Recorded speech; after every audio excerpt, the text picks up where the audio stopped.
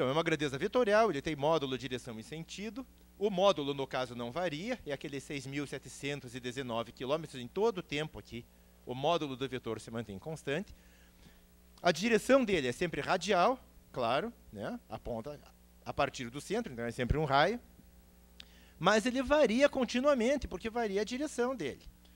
Então, esse esqueminha, ele está isolando aqui só esses dois vetores, RI e RF, e mostrando por um procedimento de geometria qual é o vetor variação da posição, que é a posição final menos posição inicial. Cuidado, é uma subtração vetorial, como a gente diz. Se eu subtraísse só os dois módulos, dava zero e diria que ele não se deslocou. Isso não é verdade. O deslocamento que ele teve foi esse trechinho aqui, então, pequeno, daqui até aqui. Nesse contexto, a gente pensa em quanto tempo ele foi daqui até aqui. E aqui que vai entrar daí só o conceito de velocidade. Por enquanto é uma variação na posição. Quando eu entro com o tempo e divido esta variação pelo tempo, que é só um número, um escalar, não é um vetor, eu obtenho o que se chama uma velocidade média, daqui até aqui. Esse ΔT é simplesmente o tempo final menos o tempo inicial. Isso, então, é bastante simples, não é movimento retilíneo uniforme, é para qualquer movimento que isso aqui varie. E uma coisa importante, quando se trabalha deslocamento entre dois instantes separados de tempo, não interessa o que o corpo fez entre os dois. Se foi um círculo, se foi uma reta, se foi uma curva maluca. Lá. O deslocamento sempre vai ser simplesmente olhar para o final e para o inicial e fazer essa subtração em linha reta. No caso, é circular a órbita. Mas valeria para qualquer outra geometria esse deslocamento. Agora é outra coisa. Agora é o vetor velocidade instantânea. Então, pegamos a velocidade média. Quando o ΔT é muito pequeno, que a gente diz que ele tende para zero, você obtém lá uma velocidade chamada de instantânea, que seria a velocidade para um deslocamento de tempo muito pequeno que se pegasse duas posições próximas. A velocidade também é um vetor, ela tem módulo, direção e sentido. E está sendo mostrado aqui, eu vou comparar com o slide anterior, as mesmas posições, só que sem mostrar os vetores posição. Só os vetores velocidade instantânea referente aos dois instantes. E vejam que as duas velocidades, apesar de ter o mesmo módulo, porque é um movimento circular uniforme, elas têm também orientações diferentes aqui. VI é a velocidade instantânea em TI, VF é a velocidade instantânea em TF. O módulo não varia, a direção é sempre tangencial, ele é sempre tangente ao círculo, ou seja, ela está variando continuamente. E esta construção, ela faz uma coisa parecida com a construção do slide anterior, que mostrava a variação da posição. Aqui, no mesmo contexto, a gente mostra a variação da velocidade. O que a gente está fazendo aqui? Eu estou transportando aqui para o lado esse vetorzinho VI, que aponta mais para cima, o VF, que aponta mais para baixo. Os dois módulos são iguais. E eu estou construindo um vetor ΔV, que é o VF menos VI, envolvendo vetores de novo. Isso, então, que chama atenção, que a velocidade não é uma constante. O módulo da velocidade é constante, mas ela está variando. Vai haver uma variação, ou seja, esse movimento, se eu dividir a velocidade, a variação da velocidade, pelo intervalo de tempo, vai dar uma aceleração média. Esse movimento tem aceleração. Mesmo sendo uniforme, ele tem aceleração porque o sentido da velocidade está variando. Esse A, então, é o vetor, a aceleração é uma coisa diferente de velocidade, é a taxa com que a velocidade varia no tempo, essa aceleração. E envolve também a questão das direções, isso fica muito evidenciado no movimento circular.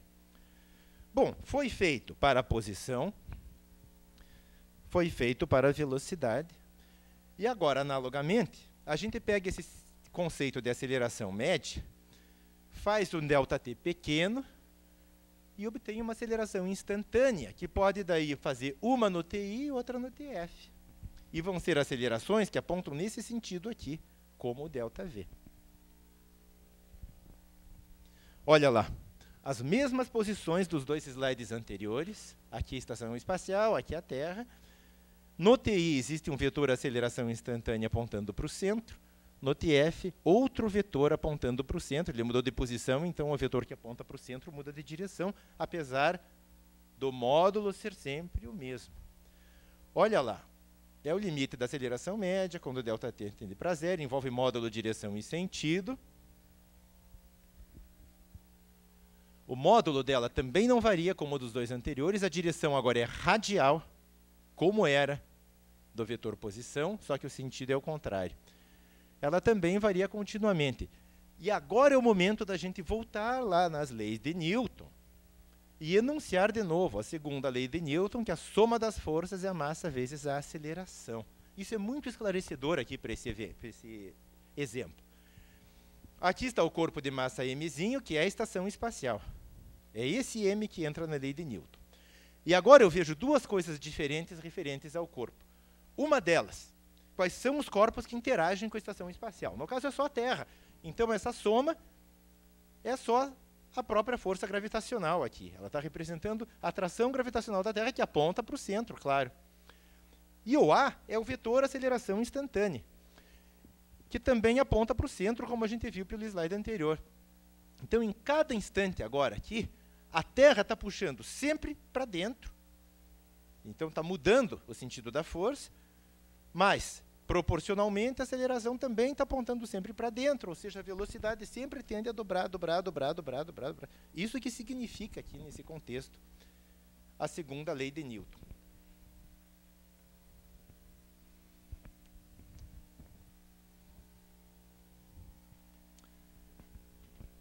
E agora os cálculos desses valores, que a gente ainda não fez. A gente mostrou nos slides o que eles significam.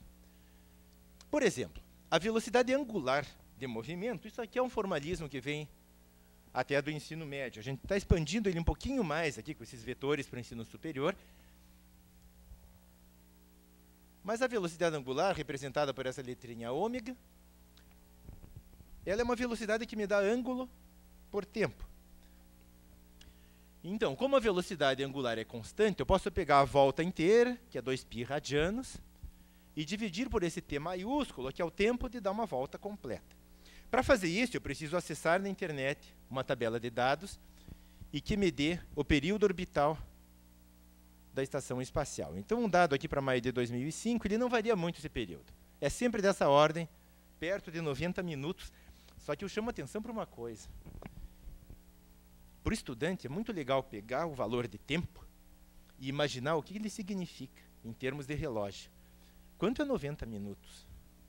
É 1h30. É um pouco menos do que uma duração de uma aula normal nossa de 2 tempos, né? Nesse tempo, aquele objeto de 100 metros dá uma volta no mundo. A cada 1h30, uma volta, continuamente. Num dia, esses astronautas a bordo veem o mesmo lugar da Terra passar várias vezes. Eles veem o Sol nascer e o Sol se pôr muitas vezes num dia de 24 horas. É muito rápido. Um voo em velocidade de cruzeiro do Brasil até o Japão demora um dia inteiro, que é meia volta no mundo. Então, isso dá uma ideia que você está tratando com um objeto que se desloca numa velocidade que nós não estamos acostumados a pensar. E o estudante, normalmente o estudante jovem, ele é muito ligado em coisas em alta velocidade, né? Desperta muito, excita muito a imaginação, imaginar algo que se move muito rápido. Então, está aqui a velocidade angular, 2π, 2 vezes 3,14, divido pelo tempo, minutos, converto isso aqui para segundos, para ter o sistema internacional, e obtenho um valor que me parece medíocre aqui, ó, 1,14 vezes 10 a menos 3 radianos por segundo. Isso é rápido? 0,001 radiano por segundo? O que acontece? O raio do círculo é muito grande, né? Então, tratar, por exemplo, um motor, ele roda muito mais rápido que isso, claro, né? Mas o motor é pequeno. A velocidade instantânea, para ter uma ideia da velocidade tangencial, que é o módulo dela, você tem que pegar essa velocidade angular e multiplicar por aquele raio, que é os 6.000 quilômetros lá que a gente fez. E agora vai me dar 7.600 metros por segundo essa velocidade. Saindo aqui do campus da universidade, 7.000 metros, é 7,5 quilômetros. É como chegar no bairro do Xaxim em 1 segundo. Né? Quem mora lá sabe que demora, né? Para chegar mesmo com a biarticulado. Isso é uma velocidade enorme.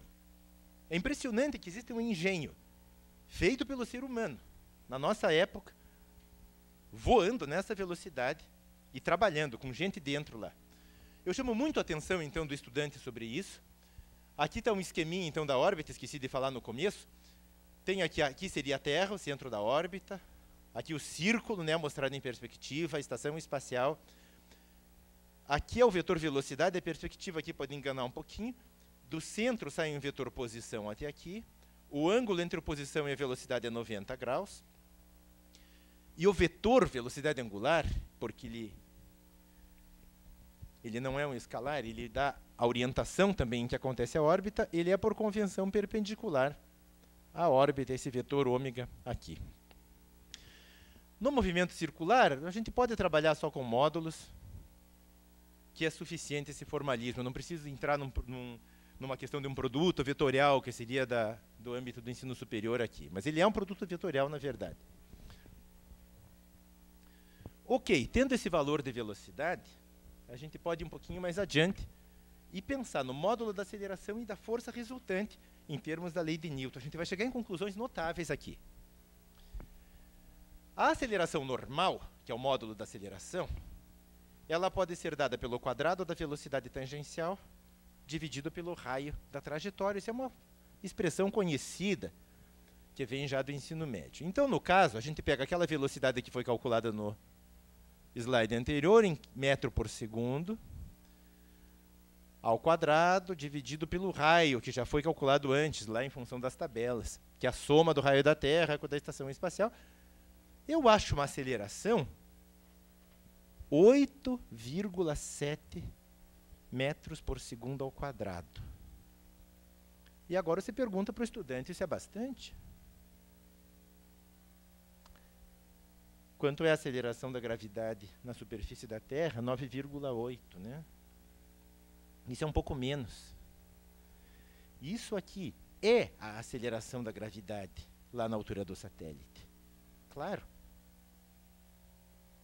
Esse satélite está sujeito à mesma aceleração que faz os corpos caírem aqui. Não vou derrubar o meu laser, mas derruba minha garrafa d'água para dar o exemplo. A aceleração dessa garrafa d'água foi 9,8 metros por segundo ao quadrado.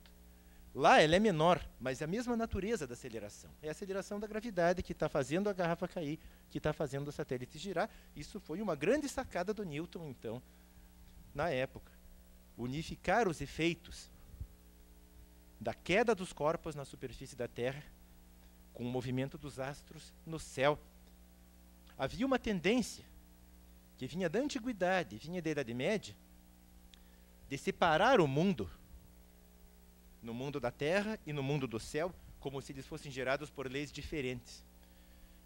E Newton, com a teoria da gravitação, ele unificou esses dois movimentos e foi um sucesso em termos de previsões, inclusive. Importante, a componente tangencial dessa aceleração é zero, ou seja, ela não faz a velocidade aumentar nem diminuir.